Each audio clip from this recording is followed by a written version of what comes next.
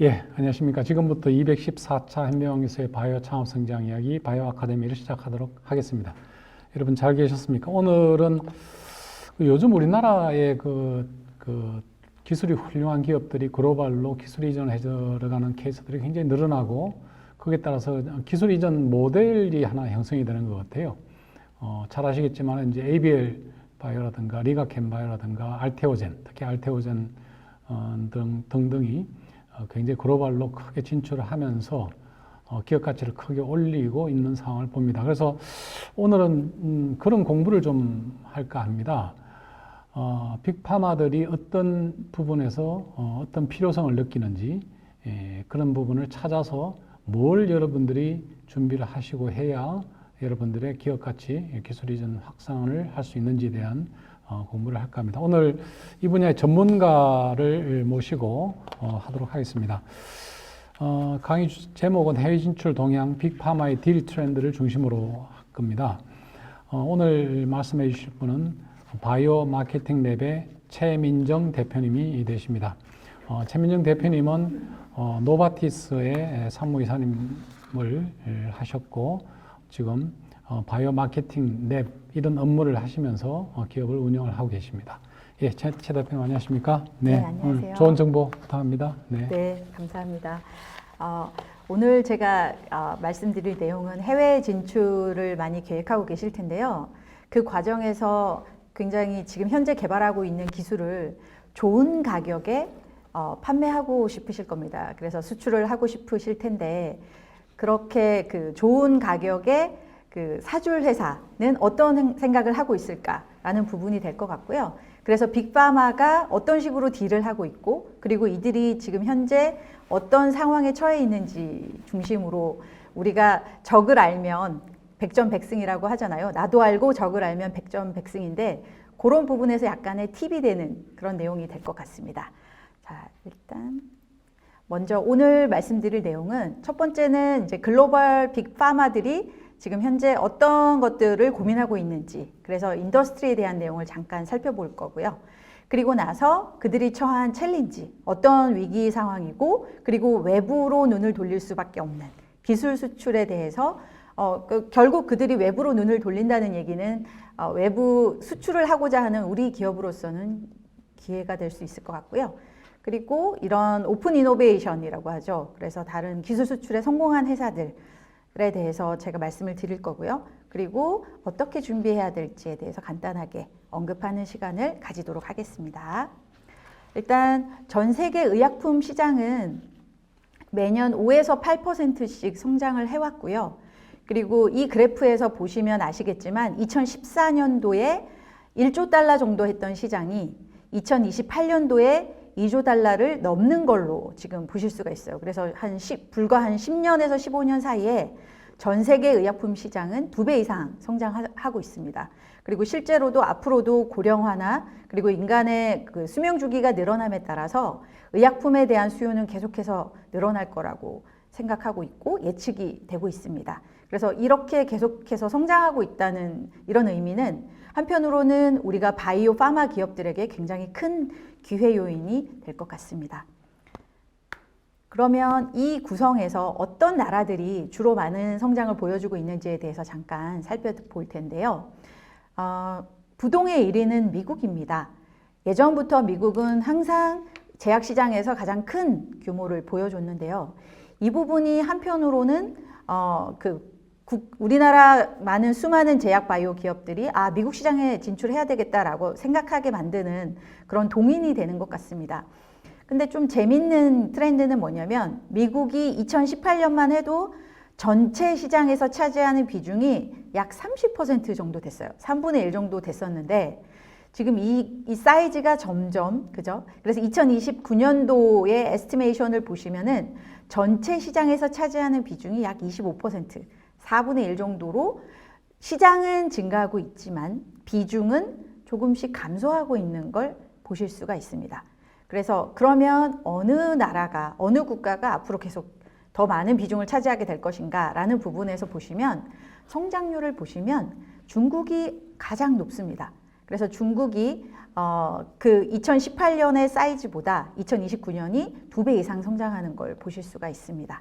그래서 그런 트렌드를 보여주고 있는 나라들이 또 러시아 이런 나라들이 있죠. 그래서 러시아부터 해서 사우디아라비아 이런 나라들도 보시면은 성장률이 꽤 큰 걸 보실 수가 있습니다. 그래서 기술 수출을 하실 때도 어느 국가가 좀 많이 성장하고 있구나라는 부분도 전체적으로 살펴보시면 어디를 좀 타겟해서 그 나라와 조금 라이센싱을 좀 해야 되겠다라고 하는 국가를 이해하거나 지역을 이해하는 데도 도움이 되실 것 같아요. 대한민국은 뭐 계속해서 성장은 하고 있고요. 전체 시장 사이즈로 보시면은 약 1.5% 정도 차지하고 있습니다. 그래서 한국도 그렇게 작은 사이즈는 아닙니다. 그래서 그 내수 위주로 대부분의 우리나라 그 제약 바이오 산업이 이루어지고 있는데요.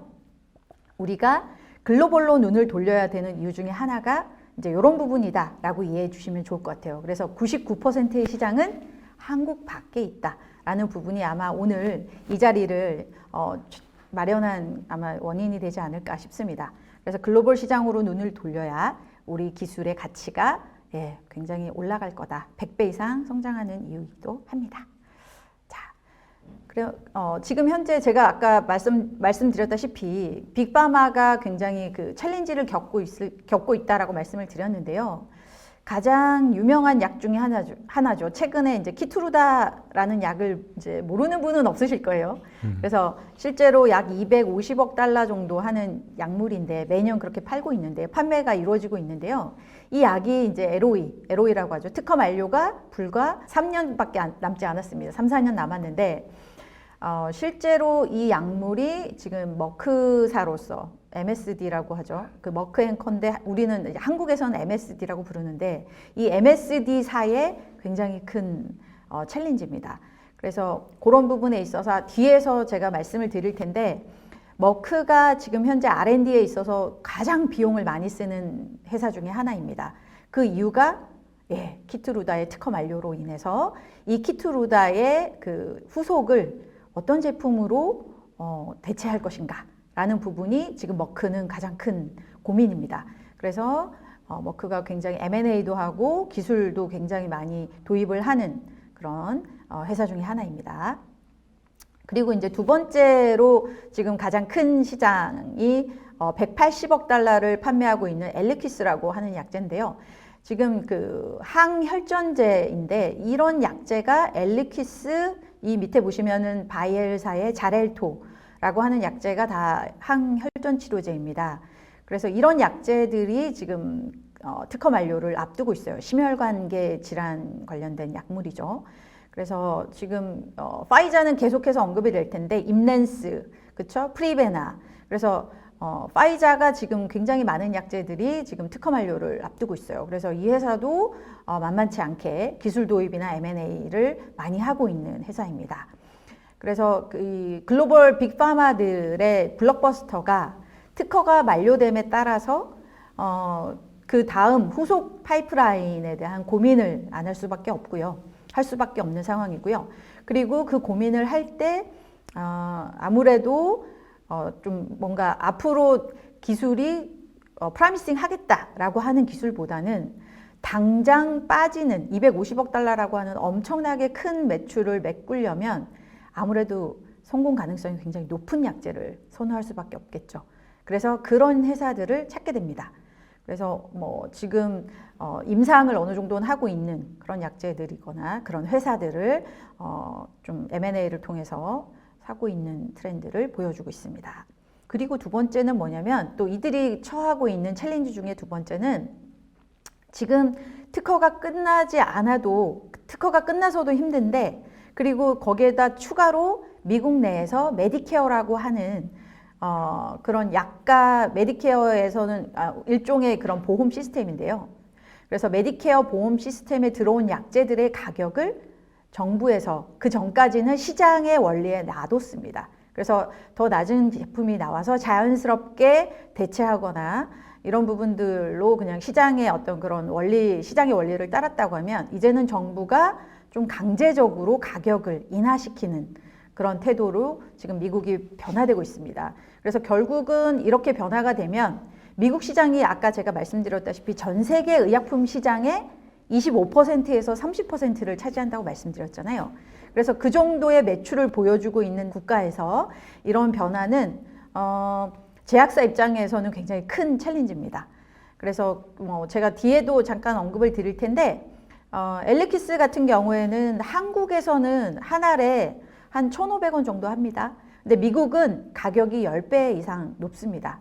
그래서 몇만 원 하는 약이거든요. 근데 이 약물을 가격을 낮춘다라는 부분이 굉장히 큰 도전이고, 그래서 제약회사들은, 빅파마들은 더더욱 그 후속 제품에 대해서 관심을 가질 수밖에 없는, 특허도 만료되고 가격도 또 정부에서 깎으려고 하고 가장 큰 나라에서 가격도 또 낮추려고 하고, 이런 부분들이 여러 가지가 지금 위협적인 요인으로 다가오고 있습니다. 그래서 실제로 이 가격을 세이브함으로써 미국은 메디케어는 한 60억 달러 정도를 세이브할 수 있다라고 예상하고 있습니다. 이 얘기는 뭐냐면 미국 시장에서 마켓 오퍼튜니티를 60억 달러 정도 잃게 된다라는 얘기입니다. 그래서 빅파마는 굉장히 큰 그런 세일즈 로스를 어떻게든 메꿔야 되기 때문에 그런 부분이 이들에게는 또 다른 챌린지라고 말씀드릴 수가 있을 것 같습니다. 그래서 이제 아까 제가 말씀드렸다시피 지금 R&D에 있어서 그 후속 파이프라인을 찾고 만들기 위해서 굉장히 많은 노력을 들인다고 말씀을 드렸는데요. 이제 머크사, MSD사, 이제 요 회사 같은 경우에는 아까 키투루다의 그 특허 만료가 결국은 이 회사로 하여금 굉장히 그 어떤 후속 파이프라인을 통해서 우리가 키투루다를 자연스럽게 대체하면서 매출을 유지 성장할 수 있을 것인가 라는 고민을 하게 되고요. 그래서 그로 인해서 지금 현재 R&D에서 굉장히 많은 돈을 사용하는 걸 보실 수가 있습니다. 그래서 세일즈, 연간 세일즈의 약 50% 정도를 R&D에 사용하고 있습니다. 그래서 600억 달러의 매출 중에서 약 300억 달러를 R&D 버젯으로 사용하고 있고, 이게 지금 2023년도가 2022년도보다 더 많이 성장한 것을 126%의 성장. 그러니까 지금 발등에 불이 떨어졌죠. 2028년이면 몇 년 남지 않았습니다. 그래서 그런 부분으로 주로는 뭐 2상이나 3상에서 가지고 온다고 하더라도 이제 출시가 얼마 안 남았기 때문에 지금 급하겠죠. 그리고 이제 로슈, J&J 뭐 이런 회사 순인데요. 이제 이런 회사들도 굉장히 많은 20에서 30% 정도의 R&D를 사용하고 있습니다. 그래서 굉장히 아무래도 빅파마들이 워낙 그 매출이 많기 때문에 R&D도 많이 그 10%, 20%를 하더라도 굉장히 많은 돈을 R&D에 사용하는 거거든요. 그래서 우리가 빅파마의 트렌드를 읽으면 아무래도 조금 더 기술 수출을 하실 때 더 많은 돈을 낼 수 있는 willing to pay의 그런 금액 단위가 높은 그런 고객사를 좀 잡을 수가 있겠죠. 작은 회사들보다는. 그래서 그런 부분들이 있고, 그리고 빅파마는 작은 회사들이 팔 수 있는 매출보다 피크 세일즈가 더 높다라고 이해하시면 돼요. 그 이유는 빅파마들은 전 세계적으로 지금 판매망을 다 가지고 있거든요. 안 들어가는 나라가 거의 없습니다. 그렇기 때문에 마케팅 파워도 굉장히 세요. 그래서 동일한 제품을 누가 파느냐에 따라서 매출은 몇 배 이상 차이 날 수 있거든요. 몇 배에서 몇십 배까지도 차이 날 수 있기 때문에 저는 그 가치가, 신약의 가치가 빅파마들이 훨씬 더 높아지는 이유가 마케팅 파워도 있다고 생각을 합니다. 그래서 그런 여러 가지 것들이 영향을 미치고 있습니다. 자, 그런데 이제 빅파마들이 또 다른 챌린지는 뭐냐? 이제 세 번째 챌린지인데요. 세 번째 챌린지는 뭐냐면 프로덕티비티입니다. 그래서 프로덕티비티가 보시면은 이 중간에 있는 실선이 이제 평균이고요. 그리고 이 위에 있는 붉은색에 가까운 이 부분들이 이제 더 프로덕티비티가 떨어지는 거죠. 0에 가까운 거니까. 그리고 아래쪽에 있는 회사들이 이제 프로덕티비티가 높다. 이렇게 이해하시면 될 것 같고요. 지금 현재 프로덕티비티가 좀 낮은, 비교적 낮은 회사가 여기 보시면은 붉은 영역에 있는 회사들입니다. 그래서 GSK, 사노피, 다케다, 로슈, 파이자, 머크 이런 회사들이 지금 프로덕티비티가 떨어진다라고 하고 있고, 그리고 지금 파이자 같은 경우에는 2달 전에 기사가 났는데 15년 동안 R&D 헤드를 했던 분이 이제 회사를 떠나죠. 그래서 뭐 그런 부분들도 영향을 미쳤다라는 기사를 저도 접했는데요. 그래서 그 코로나 백신 이후에 파이프라인에서 지금 계속 실패하고 있잖아요. 그죠? 그래서 임상 시험을 계속 실패하고 있기 때문에 이제 그런 부분에 대해서 좀 뭔가 전환점을 찾고자 아마 그 R&D 헤드를 변화시키는 것 같고요. 그리고 그 밑에 있는 회사들, 우리가 이제 이 회사는 정말 단단하다라고 이야기하는 회사죠. 암젠, 길리어드, BI 이런 회사들이 이제 암젠이랑 길리어드는 특히 굉장히 프로덕티비티가 높은 회사죠. 그래서 여기는 사이언스 베이스드로 된 그런 회사로 R&D에 굉장히 집중하는 회사들이고요. 그리고 이제 중간에 있는 회사들이 이제 요즘에 잘 나가는 릴리가 이제 드디어 미국에서 시총 1위를 했죠. 그래서 원래는 J&J가 넘버원이었는데 이제 왕자에서 내려오고 릴리가 이제 1등을 하고 그리고 노보 노디스크도 지금 그죠 덴마크 회사인데 굉장히 잘하고 있는 그래서 GLP-1을 가지고 있는 회사들이 최근에 많이 프로덕티비티가 굉장히 높은 걸로 지금 보여지고 있습니다. 그래서 알약을 하나 만드는 데 있어서 신약을 하나 만드는데 들어가는 비용을 평균적으로 60억 달러라고 보고 있습니다. 그래서 60억 달러를 지금 약을 하나 만들기 위해서 투자를 한다고 하면 굉장히 많은 비용을 투자함과 동시에 그리고 이 정도의 돈으로 기술을 수입을 하거나 기술을 도입하거나 M&A를 하거나 이렇게 생각을 하시면 될 것 같아요.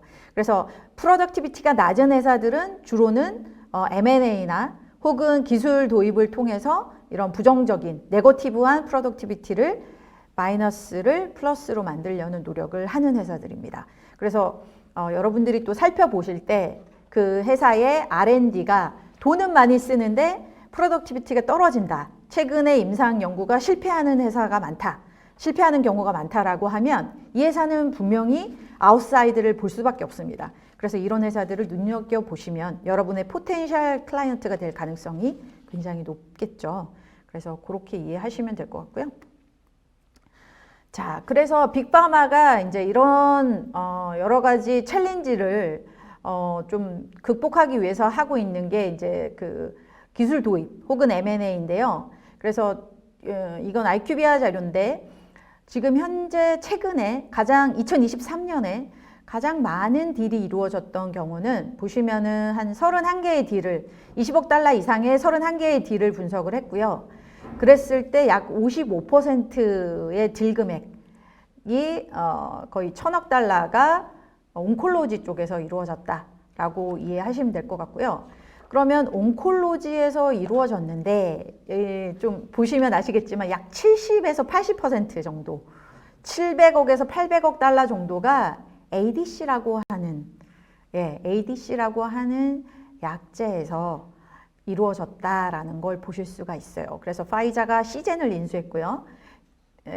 그리고 머크가 다이치 상교의 ADC 제품을 도입을 했죠. 그렇죠? 그리고 에브비가 이뮤노젠이라고 하는 회사를 M&A를 했고요. 그래서 이런 것들이 다 뭐다? ADC로 좀 그 기술을 도입하기 위해서 이루어진 경우라고 이해하시면 될 것 같아요. 2023년이 특히 ADC가 굉장히 핫했던 것 같아요. 그래서 우리나라에서도 ADC 회사가 있죠. 예. 그래서 그 회사에 대해서 이따가 잠시 후에 말씀을 드리도록 하겠습니다. 그리고 그 작년에 이루어졌던 대부분의 라이센스는 암, 캔서 쪽하고요. 그리고 테라피 에어리어는 캔서고요. 그리고 모달리티 쪽에서는 바이오 의약품, 안티바디, DNA, RNA 이런 제품들이 많았습니다. 그래서 높은 R&D 라이센싱 거래액을 보여줬습니다. 특히 항암제에서. 그래서 860억 달러가 이제 캔서에서 이루어졌는데 사실 다른 테라피틱 에어리어를 다 합쳐도 캔서를 못 이깁니다. 지금 보시면 그죠? 그래서 캔서가 그 정도로 굉장히 부동의 1위, 압도적 1위를 지금 보여주고 있고요.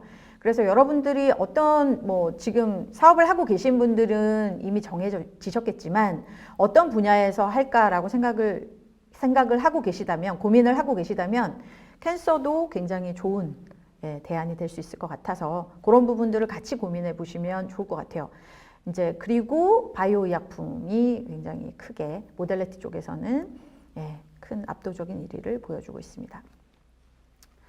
그리고 빅파마가 그러면 어떤 임상 단계에서 주로 기술 투자나 이런 M&A나 그다음에 기술 도입을 하는가라는 부분에 대해서 이거는 이제 딜포마라고 이제 JP 모건사의 자회사예요. 그래서 거기에서 JP 모건은 이제 매년 JP 모건 컨퍼런스를 하는 회사인데요.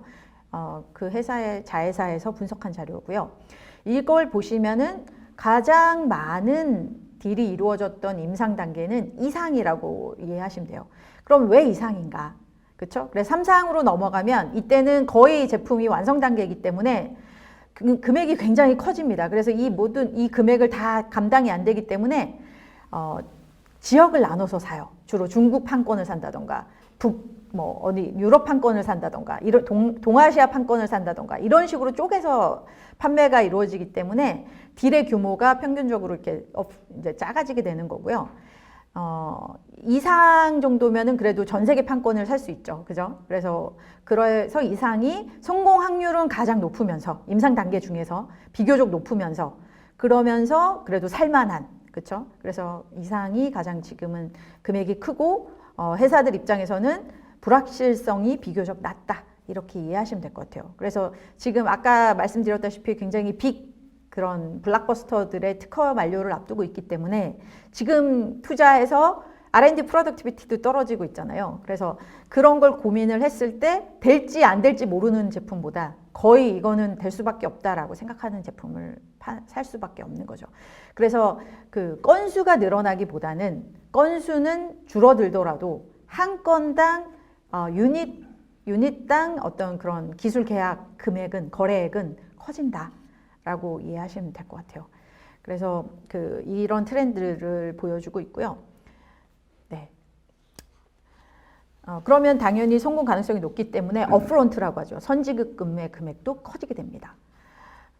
그리고 이제 여기 보시면은 이제 요거는 바이오파마의 어떤 그런 활동인데요. 분기별로 쪼개서 보시면은 2023년도를 보시면은 거래 건수는 줄어들었는데 2022년보다 근데 금액이 굉장히 높아진 걸 보실 수가 있습니다. 그래서 다들 이제 지금 말씀하시는 거는 거래 건수는 2023년도에 줄어들었다. 2022년 대비. 하지만 실제로 건당 그 기술의 가치는 더 올라갔다.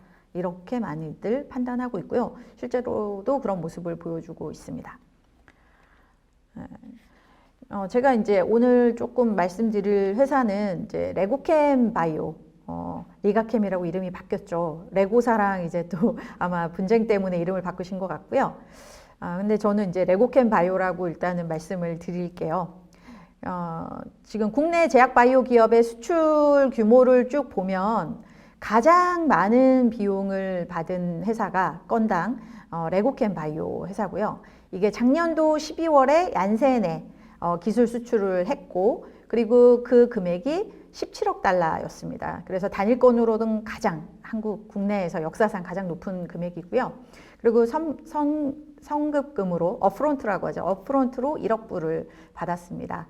그리고 계약 규모 대비는 6% 정도 되고요.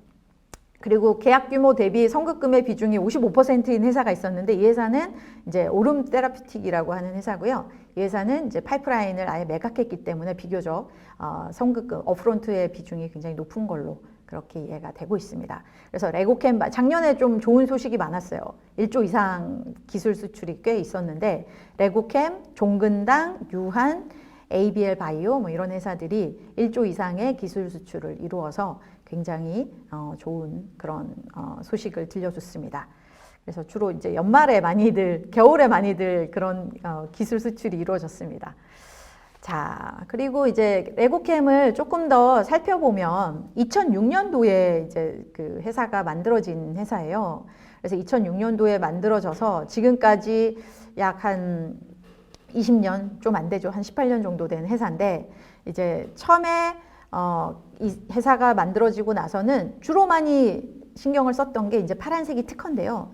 특허에 굉장히 많은 리소스를 많이 부으셨더라고요. 그래서 레고캠을 보시면은 R&D 투자를 많이 하는 회사다라고 이야기를 하고 있죠. 그래서 R&D도 많이 하시고 그리고 거기에서 얻은 그런 노하우나 기술을 특허 쪽에 굉장히 많이 신경을 쓰고 있는 것을 되게 그 초기부터 보실 수가 있습니다. 그리고 2015년도부터 해서 이제 기술 이전이 조금 더 활발해지고 있는 것을 보실 수가 있고요. 그리고 이 회사는 좀 오픈 이노베이션을 굉장히 열심히 해요. 그래서 기술을 도입해서 그 도입한 거를 다시 되팔기도 합니다. 그래서 2021년도에 이탈리아 회사랑 그 트롭2 항체를 회사로부터 기술 도입을 합니다. 이 트롭2 항체는 공동 연구를 한 제품이에요. 근데 이 물질을 이제 본인들이 이제 전적으로 가지게 되는 거죠. 그리고 도입하고 나서 2년 후를 보면 2023년도에 얀센에 트롭2 ADC를 이전을 합니다. 그래서 다시 재판매, 기술을 도입한 기술을 다시 재판매하는 것까지. 그래서 오픈 이노베이션에 있어서 굉장히 유연한 그런 회사로 보여집니다. 그래서 지속적으로 특허 관리도 해나가고 있으면서 기술을 이전하고 도입하고 이런 부분에 대해서 굉장히 적극적인 모습을 보여주고 있는 그런 회사다. 그래서 진짜 약간 글로벌의 전형적인 회사가 아닌가, 글로벌 이런 본투비 글로벌의 전형이 아닌가 싶고요. 그래서 오픈 이노베이션의 어떤 그런 히스토리를 잠깐 살펴보면 여기 밑에 이제 그래프를 한번 보시면 주요 마일스톤이라고 되어 있습니다. 레고캠 바이오의 주요 마일스톤을 보시면 이제 파란색 바가 기술 이전입니다. 그죠? 외국의 이제 다른 회사의 기술을 판매하는 거죠. 그게 총 19건으로 보여지고요. 그리고 기술 도입한 경우, 그래서 뭐 공동 연구를 했던 아니면 아예 그냥 샀던, 그래서 그 경우가 한 3건 정도 되고요. 그리고 특허는 총 10건, 특허 출원은 10건이 됩니다. 그래서 요거는 이제 레고캠 바이오에서 공식적으로 이제 오피셜하게 한 거고, 여기에 나와 있지 않은 더 많은 것들이 있을 수 있습니다. 이 자료는 제가 오픈 소스로만 활용을 했고요. 그랬을 때 보시면은 이제 이 자체적으로 보면 초반에는 특허에 집중을 하고, 그리고 기술 이전은 2011년, 12년 이후부터 점점 늘더니 2020, 21, 22 이렇게 팍 튀는 거를 보실 수가 있습니다. 그죠? 근데 요 그래프를 제가 글로벌의 ADC 임상 시험 수랑 같이 비교를 한번 해봤어요. 그렇게 보면 글로벌에서 ADC 임상 시험이 최초로 이루어진 게 1997년입니다. 그래서 1997년에 최초로 뭐 컨비네이션을 했던 모노를 했던, 그래서 최초로 1997년에 이제 임상 시험이 이루어졌고요. 그리고 이제 이게 뭐 굉장히 계속 오랫동안 싱글 넘버예요. 한 해, 2해, 뭐 1개, 2개 뭐 이런 식으로 이루어지다가 언제부터 두 자릿수가 되기 시작하냐면 2002년, 3년, 4년 요때 이제 두 자릿수가 조금 들어가기 시작하는 때입니다. 그때 레고캠 바이오가 창업을 하시고요. 회사를 설립을 하고, 그리고 나서 이제 보시면은 2011년에 한 제품이 FDA에서 허가를 받기 시작하고요. 그리고 2012년도에 이제 캐사일라라고 하죠. 이제 로슈에서 허셉틴의 후속으로 트라스타주맙의 ADC를 최초로 출시를 합니다. 그래서 2011년, 12년 요때 FDA에서 ADC가 활발하게 허가를 받기 시작하는데, 요때를 기점으로 기술 도입, 기술 이전이 굉장히 활발해지는 것, 숫자가 늘어나는 걸 보실 수가 있죠. 그리고 숫자가 튀는 순간이 언제냐? 2017년, 그 다음에 2019년, 20년. 그래서 FDA에서 ADC로 허가를 받는 약물이 나오면서 레고캠 바이오의 기술 수출이 굉장히 증가하는, 큰 폭으로 증가하는 걸 보실 수가 있어요. 그래서 이 얘기는 뭐냐면 FDA에서 허가를 받았다는 거는 이 제품이 시장에 출시할 가능성이 굉장히 높다라는 거거든요. 그렇기 때문에 이 기술에 대해서 성공률이 굉장히 높다라고 인지를 하고 있기 때문에 이런 파이프라인을 갖고 있는 회사를 찾을 수밖에 없습니다. 그래서 여러분들이 만약에 어느 기술로 우리가 눈을 돌려서 좀 팔아야 될까, 판매를 해야 될까라고 생각을 하실 때는 FDA에서 어떤 기술로 지금 현재 허가를 받기 시작하는 약제가 있는지, 그러니까 그런 제품들을 눈여겨 보셔야 돼요. 그리고 그 기술에 집중하셔야 나중에 성공 확률이 높은 제품을 좀 다가갈 수 있고요. 그리고 이제 이렇게 되면 어떻게 되냐, 무슨 일이 생기냐, 너도 나도 이 시장에 들어오려고 합니다. 왜냐하면 이 시장이 커진다는 의미고, 그리고 자기네들 뭐 예를 들어 로슈가 그런 걸 사기 시작하면 강 건너에 있는 노바티스가 우리는 나 몰라라 하진 않죠. 그렇게 되면 이 시장에 점점 한 회사, 두 회사 참전하기 시작하면 여러분의 기술 가치가 올라간다는 얘기예요. 왜냐면 거기 우리가 기술을 팔려고 하는 제품이 나왔을 때, 매물이 나왔을 때 살려고 하는 고객이 늘어난다는 얘기는 자기들끼리 경쟁하거든요. 그래서 그런 제품에 눈을 돌리셔야 됩니다. 그래서 글로벌 트렌드를 항상 눈여겨보시면서 우리가 어디에 집중해야 될까라는 부분을, 그러니까 회사 초기에는 기초 체력을 키우시는 거죠. 이렇게 빨간색 그래프를 보시면 특허에 굉장히 처음에는 집중하시는 걸 볼 수가 있어요. 그래서 최근에 좀 안타까운 소식이지만 작년에 이오플로가 사실은 그 메드트로닉사에 이제 거의 기술 수출을 하는 거, M&A 하는 것까지 다 이야기가 됐다가 뭐 인슐렛이라고 하는 회사가 이제 특허 분쟁을 하면서 또 없었던 일이 됐잖아요. 그래서 좀 안타까운 일인데 특허가 그 정도로 굉장히 중요합니다. 초기에. 그래서 특히 회사가 M&A를 할 때는 경쟁 회사가 제가 아까 말씀드렸죠. 큰 빅파마가 가치를 10배, 20배 띄워줄 수 있는 이유는 워낙 그 제품을 판매할 수 있는 역량이 뛰어나기 때문인데 빅파마 만약에 예를 들어서 이오플로가 기술 수출을 하지 않고 직접 혼자 단독으로 팔았다라고 하면 인슐렛이 저는 특허 재판을 안 걸었을 거라고 봐요. 하지만 메드트로닉이기 때문에 걸었어요. 왜냐하면 메드트로닉이 그 제품을 판매하기 시작하면 정말 위협이 되거든요. 그래서 그렇게 될 때 특허가 너무 중요합니다. 그래서 특허는 초반부터 좀 많이 신경 써서 준비를 하셔야 되고요. 그래서 레고캠 바이오의 특허를 보시면 단순히 물질에 대한 것뿐만이 아닙니다. 그래서 공정에 대한 것들부터 해서 그래서 용도 특허 이런 것까지 다 지금 걸고 있기 때문에 이런 것들은 좀 특허 전략은 이제 특허 전문가분이 따로 계실 테니까 그런 부분은 좀 고민을 하셔서 상의를 하셔서 좀 하시면 준비를 미리미리 하시면 좋을 것 같고 이제 그렇게 돈을 들이려면 당연히 잘 팔리는 제품이어야겠죠. 그러면 이렇게 글로벌에서의 어떤 그런 트렌드까지 같이 살펴보셔야 될 것 같아요. 그리고 레고캠 바이오가 또 어떤 이런 글로벌 트렌드도 같이 탔다라는 부분이 있었고요. 또 하나가 뭐냐면 점점 하나의 그 계약 규모가 개당 계약 규모가 계속 커지는 걸 보실 수가 있어요. 2015년에는 200억이었어요. 그렇죠?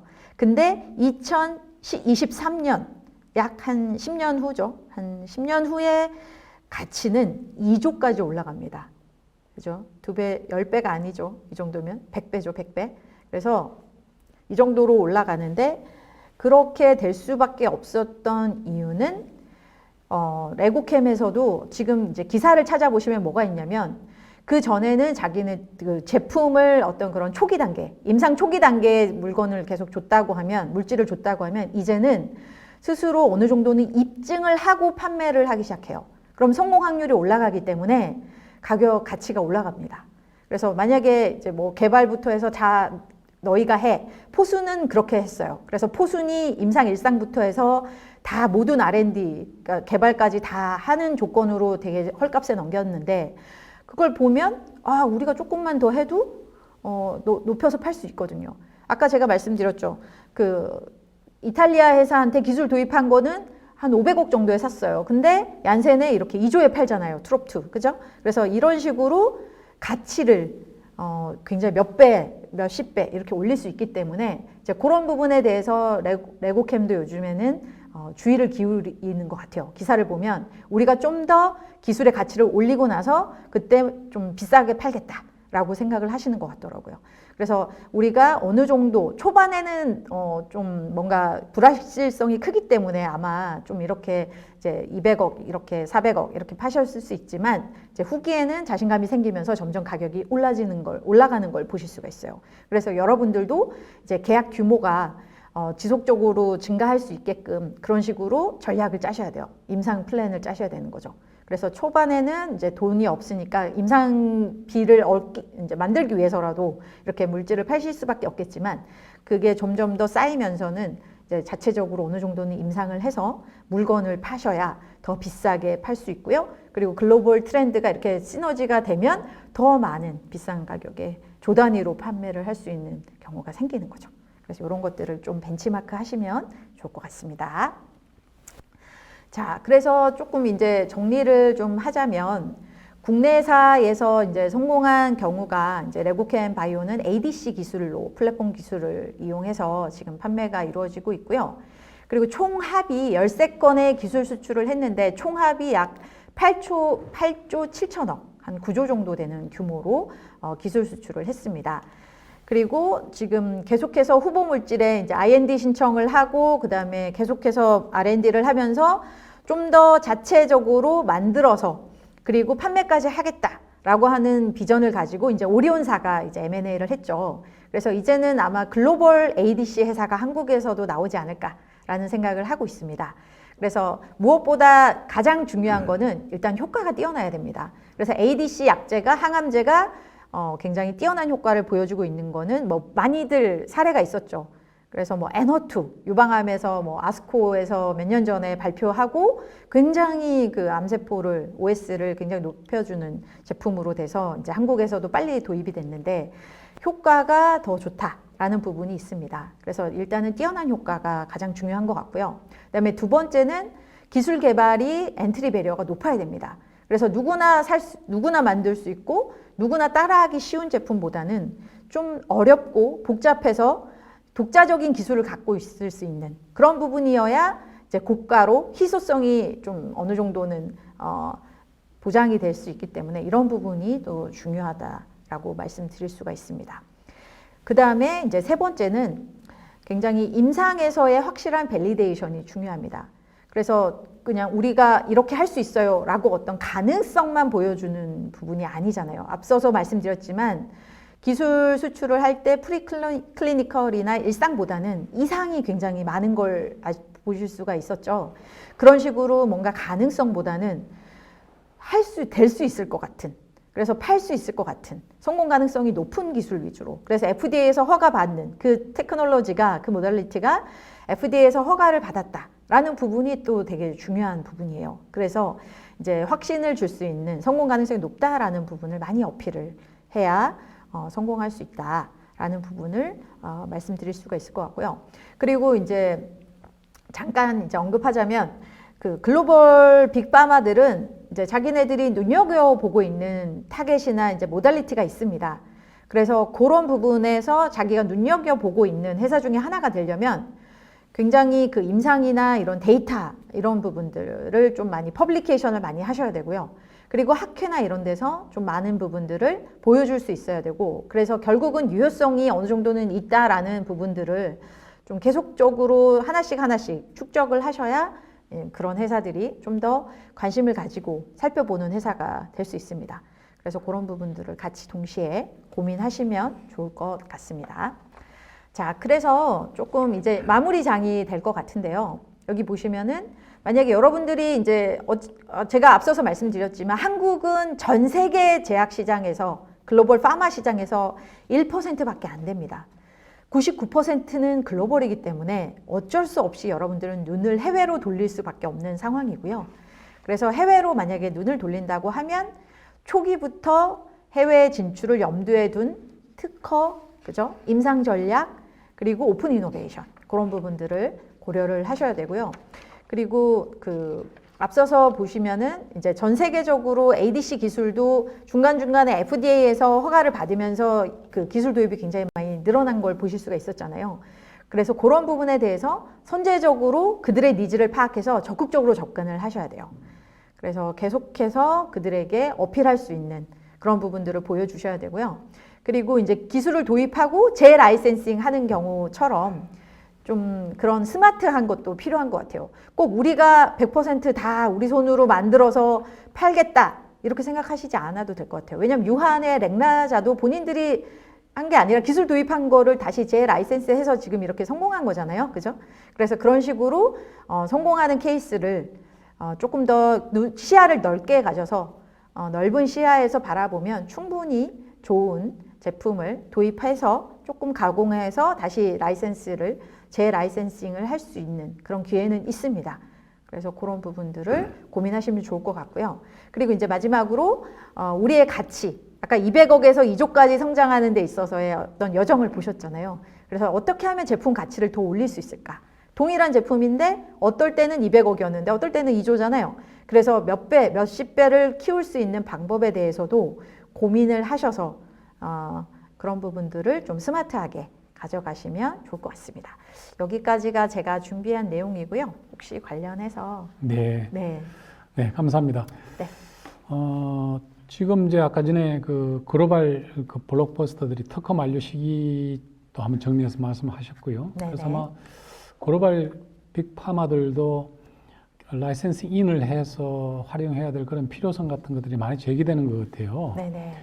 글로벌 제약사들이 현재 집중하고 있는 연구 분야, 네네. 또 연구 그 기술 개발 분야, 뭐 이런 네. 것들은 어떤 게 있습니까? 그런 걸 알아야 저희들이 그걸 준비해가지고 기술 이전을 할 것 같아요. 네네.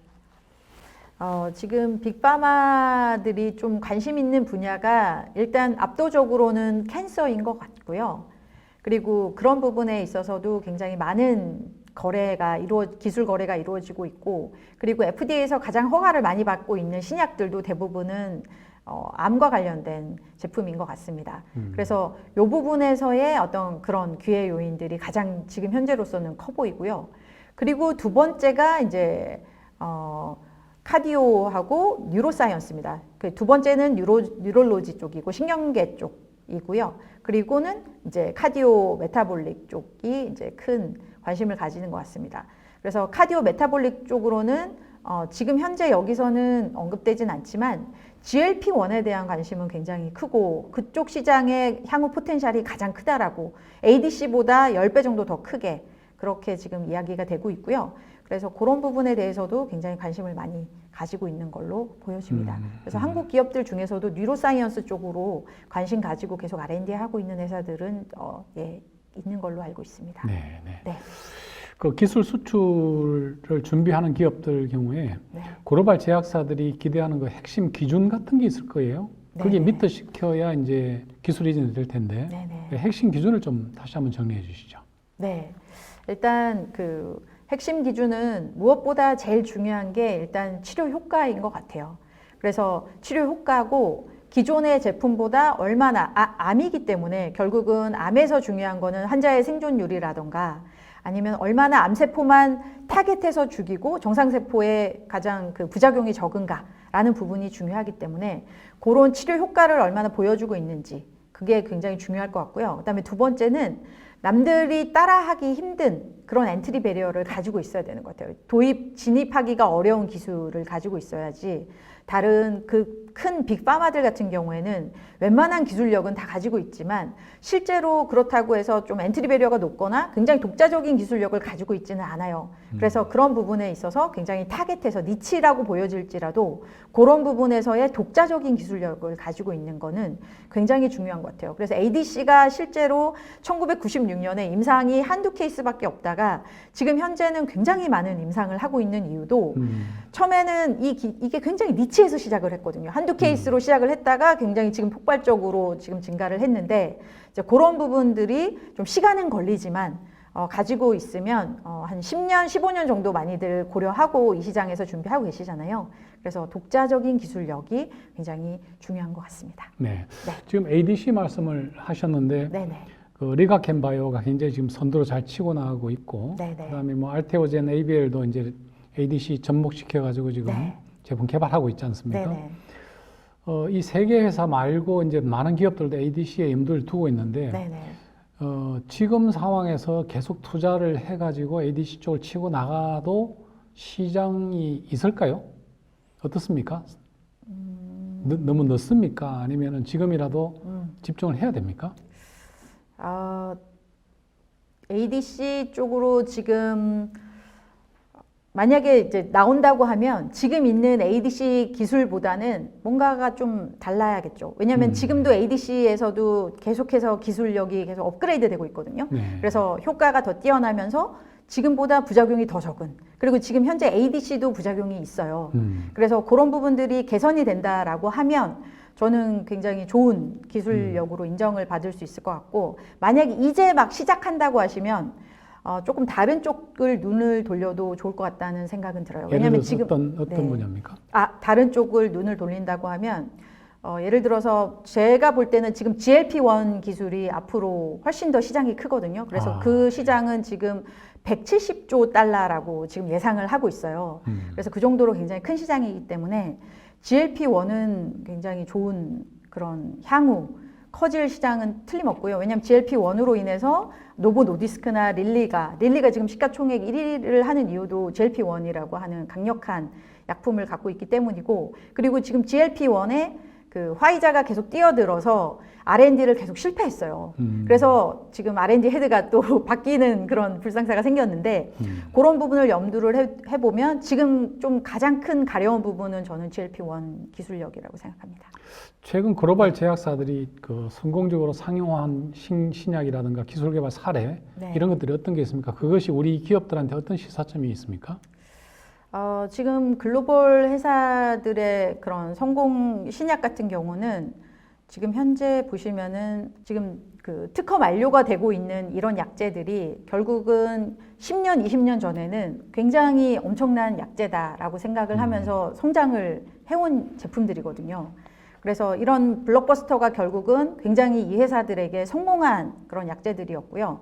그리고 지금 이제는 이 약제들을 다음 세대한테 이제 넘겨줘야 되는데 실제로 블록버스터가 되는 거는 점점 더 어려워지고 있는 것 같아요. 그래서 글로벌 제약회사들은 이제 완전 새로운 신약을 만들기보다는 이제 알테오젠처럼 SC 제제라든가 키투르다가 지금 이제 IV 제제였다가 지금 SC 제제로 하면서 알테오젠 같은 회사들이랑 같이 지금 계속 기술 협업이나 이런 걸 하고 있지 않습니까?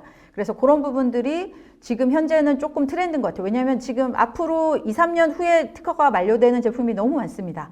그래서 이 제품들을 지속해서 매출을 만들어가는 것이 지금 현재는 약간 숙제로 보여지고 있고요. 그리고 수많은 약제들을 지금 R&D를 통해서 넥스트 파이프라인으로 가져가려고 하는 노력을 하고 있고, 그게 그 중에 하나가 또 치매, 뉴로사이언스 쪽으로 치매 쪽인데 이제 그게 그렇게 생각했던 것처럼 쉽지는 않은 것 같아요. 그래서 그런 부분들이 어려움이 있기 때문에 지금 현재는 이제 ADC도 사실은 블록버스터의 라이프 사이클을 늘리는 거거든요. 그렇죠? 그래서 헐셉틴이라고 하는 블록버스터가 이제 특허가 만료되면서 이 헐셉틴에 이제 다른 약제를 붙인 ADC 제제가 결국은 그 캐사일라 뭐 이런 약제들이잖아요. 그래서 그런 식으로 라이프 사이클을 매니지하는 과정에서 블록버스터의 매출을 조금 더 길게 가져가는 걸로 지금 약간 트렌드가 좀 되는 것 같고요. 지금 현재로 블록버스터 라이징으로 성장하고 있는 것은 다시 말씀드리지만 GLP-1입니다. 그래서 네. GLP-1이 당분간은 아마 전 세계를 평정하고 있지 않을까. 그래서 아마 다음 제품이 이제 곧 나오겠죠. 네. 저는 기대하고 있습니다. 아까 전에 기술 거래 그 상황을 보니까 임상 이상에서 제일 많이 했더라고요. 네네. 근데 이제 우리나라 같은 경우에는 이상까지 해서 기술 이전할 여력은 없는 걸로 지금 보여지는데, 제한된 걸로 보여지는데, 네. 되게 이제 많은 기업들이 임상 1상까지는 어떻게 하려고 노력하는 것 같아요. 네. 지금 이 갭을 어떻게 풀어야 됩니까? 경험이 많으시니까 한번 조언을 좀 해주시죠. 근데 뭐 지금 레고캠 바이오가 사실은 좀 임상 1상 일상 위주로 했고 위주로 주로 많이 기술을 하죠. 그리고 지금 본인들이 끝까지 가서 이제 제품을 상업화를 하겠다라고 생각을 하고 있기 때문에 사실은 오리온의 25%의 이제 대주주가 되셨잖아요, 오리온이. 네, 그렇죠. 그래서 그런 부분들이 저는 제가 생각할 때는 아마 이제 글로벌 제약사로 발돋움하기 위한 준비, 초석을 다지는 것 같고요. 그리고 실제로 제가 생각할 때는 현실적으로 3상까지 가서 하는 회사가 많이 나올 수 있을지 그런 부분이 조금 전 또 의구심은 듭니다. 그래서 네. 그런 부분은 좀 기술력이라던가 아니면은 시장성이라던가 이런 부분들이 좀 많이 중요하지 않을까. 하지만 이제 그렇게 하고 있는 회사들이 하나씩 생기면서 저는 하나 긍정적으로 보는 거는 앞으로 나오지 않을까. 우리나라의 그 제약 역사를 보면 미국보다 훨씬 짧거든요.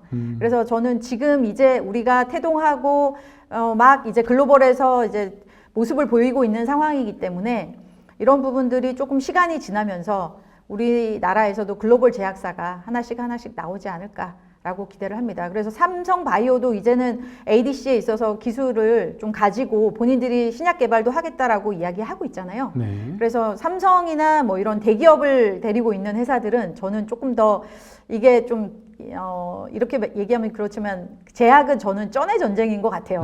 네, 그래서 그렇게 큰 대기업을 등에 업고 있는 회사들이 좀 이쪽에 좀 관심을 가지고 있는 거는 저는 좋은 사인이라고 보고요. 그래서 SK 바이오파마, 뭐 SK라고 하는 큰 회사가 있잖아요. 그래서 그런 회사들이 이쪽에 빅파마처럼 앞으로 갈 수 있는 그런 가능성이 저는 가장 높다라고 보고 있고요. 그래서 그런 회사들이 좀 관심 가져서 긍정적으로 생각합니다. 네. 네. 지금까지 그 기술 사업화, 기술 거래, 특히 기술 거래 쪽으로 라이센싱 아웃 쪽으로 굉장히 우리나라가 좋은 성과를 지금 내고 있고, 앞으로도 계속 그런 성과들이 더 많이 나올 걸로 지금 확신을 하고 있습니다. 많은 기업들이 준비를 하고 있고요. 그래서 오늘 같은 강의가 굉장히 중요합니다. 그리고 이런 강의, 좋은 강의를 계속 앞으로도 여러분들에게 제공을 해서 여러분들의 기술을 라이센싱 아웃해서 기업 가치를 올리는데 일조하도록 하겠습니다. 오늘 유익한 강의를 진행해 주신 최민정 대표님께 다시 한번 감사의 말씀을 드리면서 바이오 창업 성장 이야기 바이오 아카데미를 마치도록 하겠습니다. 감사합니다. 감사합니다.